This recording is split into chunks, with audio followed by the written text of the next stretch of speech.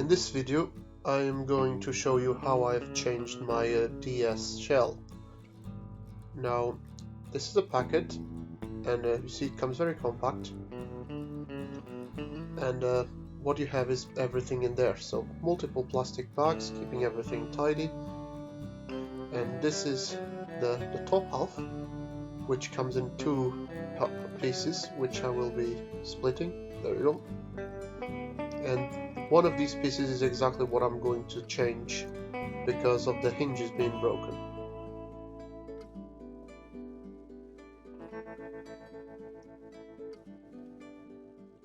Now we have a clear plastic cover and a second clear plastic cover that is more sensitive for the touchscreen. There's some edge beveling included in the pack. This is the buttons, the clear buttons to be replaced. All of the screws and the springs needed. And the pack also includes the trigger buttons and the cover for the hinge. And this is the bottom half, which is also in two pieces.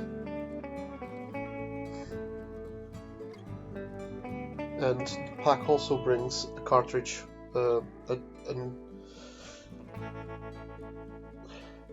clear cartridge, which you will need to put the blank in. Now this is me showing you where my problem is with the hinge and why it needs to be changed, because it doesn't hold.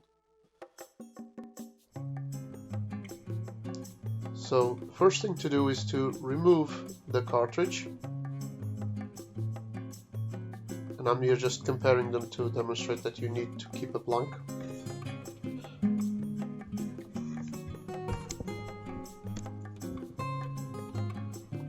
So there is the hinge that is broken, and this is the piece that I'm replacing with the hinge completely intact. So now to the disassembly process. First thing I've removed was the battery.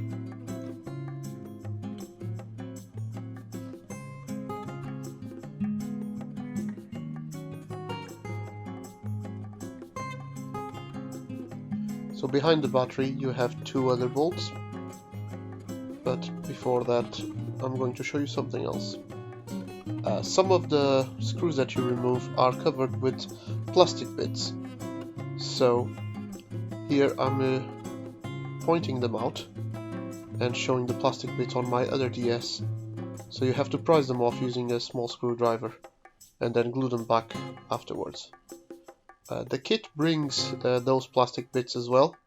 I just never replaced them because I wasn't I had to fix the hinge afterwards. So I already have replaced a shell once, and that's why I'm not using a tri-wing screw here, because the kit does not bring tri-wing screws. You will need a tri-wing screw if your kit is still from the box. Your Nintendo DS never had a shell replaced. Otherwise, a set of watch screws will do the job, just like you see in here. So that's the position of all the screws, and you can see them coming out.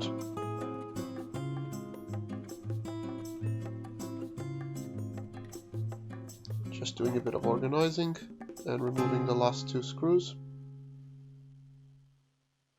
Yeah, sometimes they don't want to come out.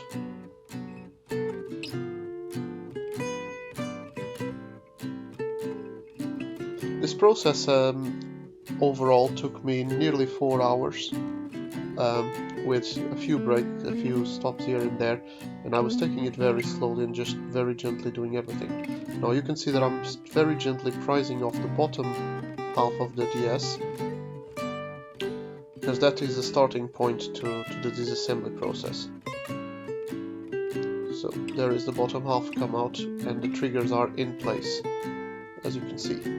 Now the triggers will be tricky to refit, but we'll get to that later. So the next thing to do is to remove the Wi-Fi module and unplug both the black and white wires. And what I'm doing right here is just removing the screws that hold the PCB in place before I start everything else. So pointing to the black and white wires and prising them off very gently. Ideally, you'll be using some plastic screws or plastic, something made with plastic so that you don't scrape off and damage anything. But since I don't have anything made of plastic, I have to use my watch repair screws. So this is the Wi-Fi module. It's now prised off, and now you have to very gently, very carefully pull out the wires. As you can see, I was trying very gently to prise them off from underneath, as they tend to get caught on components that are in the PCB board. Okay, they're off now, and now you can see that little connector strip. You need to pull up the tab and then very gently prise off the connector strip. So now I'm going to flip the DS and pull out the PCB board and separate it from the plastic casing. Now this has to be done very carefully because you have the connector strip for the second screen attaching it in place. So you need to prise off the tab, again ideally with a plastic screw, but I only have metal ones, and there you go. The two pieces are separated. Now I'm pointing to the little strip that holds the bottom screen, and how it's attached only by that. So you have to be very careful when handling it, or you can just prise it off as well and then separate the screen. In my case, I didn't need to do anything about it, so I kept it as it was. Now here I'm removing the second hinge clip, and as you can see, in my case I had to put some pressure upwards while spinning the screws. This is because I probably have installed it incorrectly in the past.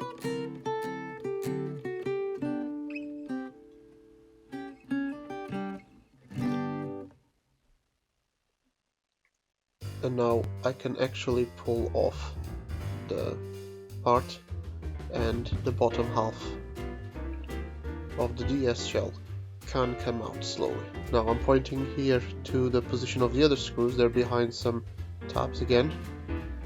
So now that I'm moving to the top, I'm removing those 4 screws so that I can separate the 2 pieces of the shell on the top.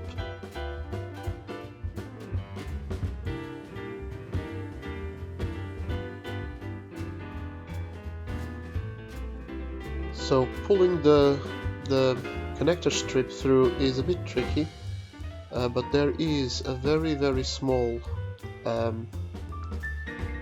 cut in the DS shells where you can pull the connector strip through. I did not find that cut straight away, so it took me a bit to actually get started with it, but you can see that happening right now. So when you pull that through, you then have the bottom half of the DS shell completely separated, and you can swap it with a new one. Again, these are very sensitive connector strips, so you have to be very gentle with them.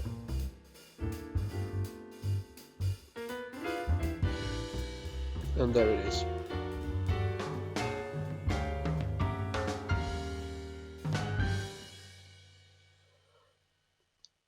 So now I just need to show you that to separate the top half, you need to slide it and then prise it off, which wasn't very obvious by the video. And now I'm removing the top screen and the 2 speakers. And the top screen is glued by the edges, so you have to prise it off very gently. And don't apply a lot of pressure because you may break the screen. But there we go. And now just remove all of the wiring, including the microphone. And now passing the the connector strip through is a particularly tricky task because you need to roll it in itself and without breaking it, which requires a lot of well, you need to be very gentle with it, a lot of finesse. And you can see how long it takes. This is at 4 times speed that you're seeing, and you can see how many attempts that I'm actually rolling this strip, trying to not break anything, because you can't bend the very end tabs of it, but you need to roll everything so it goes through. So it's difficult, especially when you have fat fingers. But there it is. That's the shell that I'm replacing, and that is the piece that has broken, and you can see the new shell that has the hinge completely full. And now onto the reassembly process. Again, just roll off the connector strip and pass it through.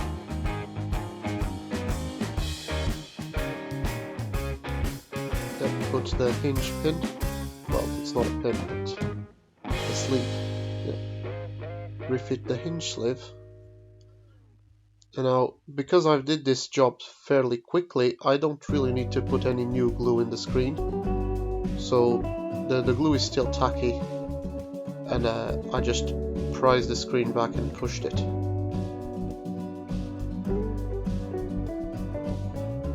But as you've seen so far, every single plastic component of the shell has been removed. So all you have to do now is use the new shell instead of using the old shell. In my case, I've only replaced this piece. All of the other pieces were fine, so I kept them as they were, because there was no need to replace parts that were good, and I already had a clear shell. Now, as usual, just be very careful with the wires, and in the end everything will be working fine. So just route the wires through. I don't know what this component is. I think this is part of the Wi-Fi module actually.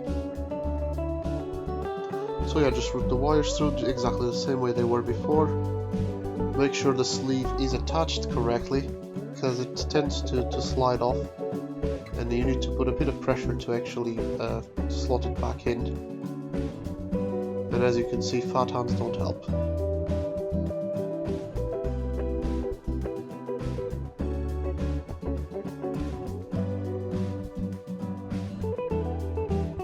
And now the second half of the top. This is the moment where you need to well, I figured out when I was doing this that I routed my cables incorrectly, so I had to reroute them. So not a big deal, but don't do this mistake. And then just refit all of the cables and push the screen. Now this is the moment where I need to slide it in order to... You can see from my fingers that I'm trying to slide it to clip, and after it's slided and clipped, then you can put the new screws in.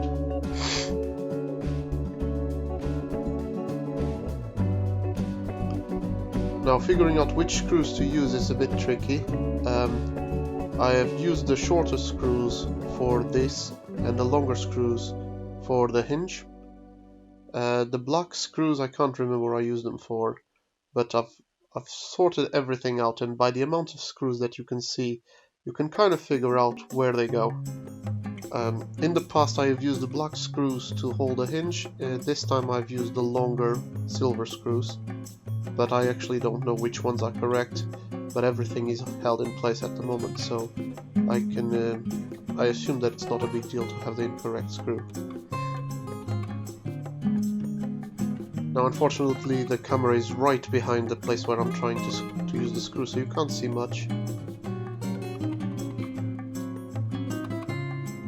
But this is the top half of the DS now assembled, and the only thing missing is just to put the plastic tabs back in. Now when it comes to the hinge, this hinge plastic bit, this is particularly difficult to slot in. and you shouldn't force it, because if you force this hinge back into place, what you do is crack the plastic, and that's what breaks the hinges in the end. So what I've done is put a bit of silicone grease on it, let it dry so that the silicone is there, and then give it another bash. But this is a situation where you have to try it very, very gently, and once it slots in, it will slide. But just use silicone lubricant and give it its time. I reckon this was easily a good 10 to 20 minutes of my time just trying to slot this without actually cracking the plastic. As you can see, that there is the two halves of the top part of the DS, and this plastic bit was just too fat to fit in. So I used a little file and started filing it away just a tiny bit. We're talking about a few thou kind of filing amount, just enough for it to slide in. And you can see that I had to actually file it multiple times because I was just filing a tiny bit at a time every single time that I tried. Now you can buy these pieces new, and in fact this is a fairly new piece, but I believe that the space between the clearances that are accepted by Nintendo's factory and the aftermarket manufacturers are different, so you may need to wiggle it a bit. You may find that the holes are too big in some cases, and in that case I suggest use thread lock to hold it in place. If the holes are too small, which is what happened in my case, just grab a file and tiny bit by tiny bit just file away the hinge. So this is the final attempt after roughly an hour of filing and just confirming everything, and there you go. It does fit in after a lot of effort, and then you just need to test the fitting position, because if you put the hinge in the incorrect position, you're going to force the little dowel. The little dowel will force the hinge to break. So you gotta be careful with the position of the hinge and the dowel location. So now I'm just putting the PCB board back into the bottom part of the shelf and routing the wires through.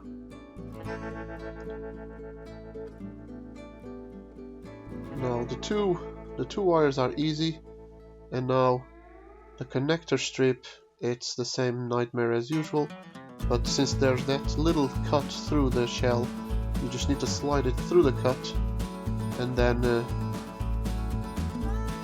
connect it on the other side afterwards.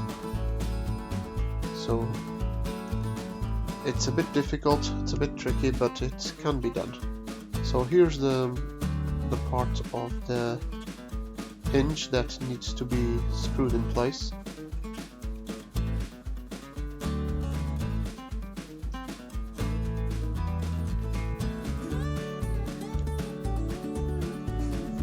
And here I'm finally deciding which type of screws to use, which turned out to be the black ones to hold the hinge. Just remember that the hinge needs to be screwed in after everything is assembled, and then you push the hinge in, close it, and make it very tight using the screws. It's a bit... There is a chance that you will strip the screw, so you have to be very careful when doing this. Now I'm just transferring the buttons across and putting the PCB, connecting the PCB board back with the top screen, and I'm passing the wires to make sure that they're routed correctly, which I am not 100% sure I routed it correctly the first time. And as you can see, there's some kind of ploppiness going on, and I was trying to figure out what it was. then I realized that the wires were the cause for the distance between the PCB board and the shell. So you route the wires first, you connect the one that gives the top screen, then you screw down the PCB board in place, and now it's the same nightmare as it was previously to route the black and white wires through. So I'm going to skip that. And here the two wires are pulled through, and I'm just connecting them to the correct spots. So the white wire goes into the PCB board, and the black wire goes into the Wi-Fi module. Now remember that little strip that is for the touchscreen, you need to also reconnect that and be extremely gentle with it. What you see me doing is really not the way you're supposed to do it, but I was being extremely gentle because that is a sensitive strip, and if you break that, your touchscreen won't work. So now I'm connecting the Wi-Fi board to the PCB and the wire to it. Now here's the thing about the trigger pumps. When you are putting back the back of the shell, you have to be careful with multiple parts. The first one is the power button. You need to make sure that you line up the buttons with the switches in the PCB board for the power button, and here I'm doing that for the volume button as well, because if you force the shell closed with these not lined up, you will break the volume button or the power button, and then it's an even harder job to replace those. So line them up for sure, and make sure that everything slides in place. Now when it comes to the triggers, first part of the video you'll see me fitting the triggers incorrectly because I was putting them onto the back shell, and the triggers are supposed to be held in the PCB board side of the shell. So what you see right now of fitting this is fitting the buttons, the power and the volume button, but in a second I will be placing the triggers, and these are incorrectly placed. So I removed the triggers from the old one, and then what I did was put them back into the new one, but this is wrong. So what you're supposed to do is plug the triggers into the PCB board part of the shell instead of the outside board part of the shell. So I'm going to skip to that. So here I'm placing the little dowel, lining up the spring and the trigger, and connecting them in place. Now the little dowel needs to the spring itself holds into a little fork in the plastic, and then the other side of the spring goes into the trigger to pull it backwards. It's a little bit fiddly job to do, but with patience you can do it without any problems. So there it is, and you can see me pushing the spring to the little fork in the piece in the plastic. So here I'm putting the back cover over this after lining up all of the buttons, so both power button and volume switch.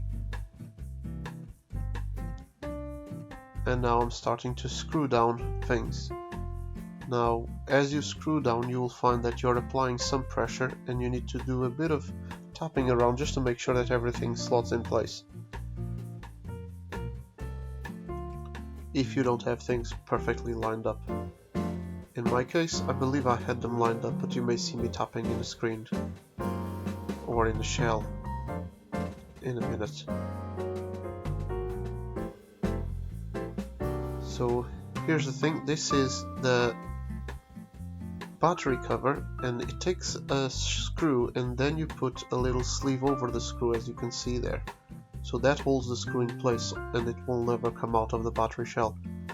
Again, it's a little bit fiddly to position, but with the needle nose pliers you can position it in place and then screw the the little sleeve.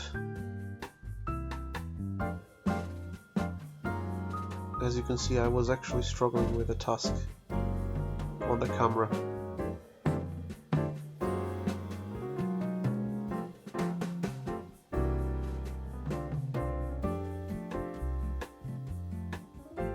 And I tried to use the needle nose pliers, then I tried to use screws, and with a bit of patience it gets done. So now I'm just fitting the final screws, putting the battery back on,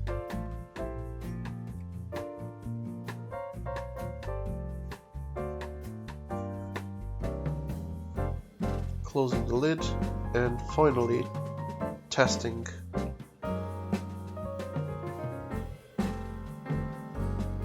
So power's up, that's good.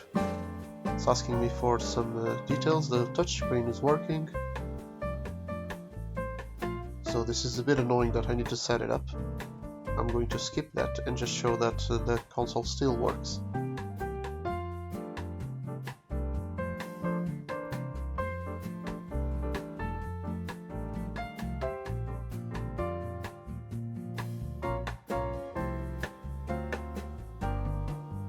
So just fitting a Game Boy game in it, starting it up, testing every single button, as you can see, and start a Game Boy. Now confirming that the hinge is actually holding. As you can see, it's not floppy. Now if you like this video, just put a like on the screen, and you know, subscribe to the channel if you want to see more content like this. Thanks for watching.